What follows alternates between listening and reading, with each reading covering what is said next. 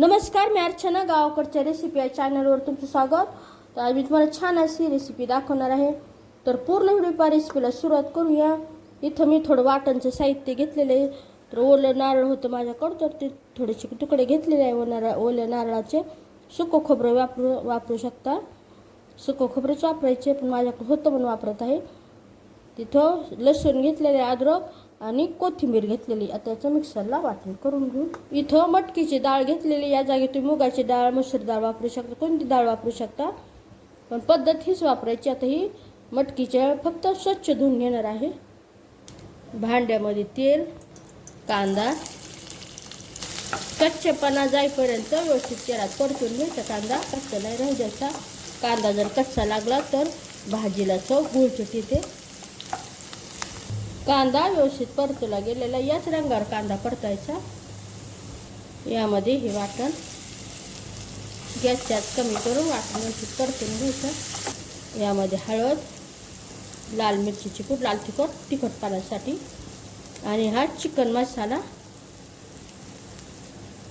लाल तिखट, हळद आणि चिकन मसाला परतून घ्यायचं. गॅसच्या कमीच ठेवलेली आहे.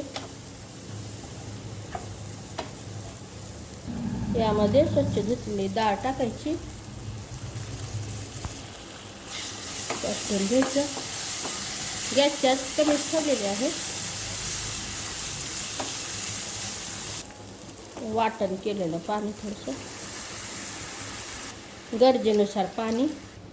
इथं मी जास्त रस्सा नाही बनवणार आणि जास्त दाटसरही नाही, तर गॅसच्याच वाढवलेली आहे. भाकरीसोबत जर खायचा असेल तर पातळ रस्सा बनवायचा, चपातीसोबत खायचा असेल तर दाटसर रस्सा बनवायचा. चवीनुसार मीठ. आता उकळी आल्यानंतर गॅसची एकदम मंद करायची. याला फक्त 6 मिनिटं मंद आचेवर झाकून ठेवणार आहे.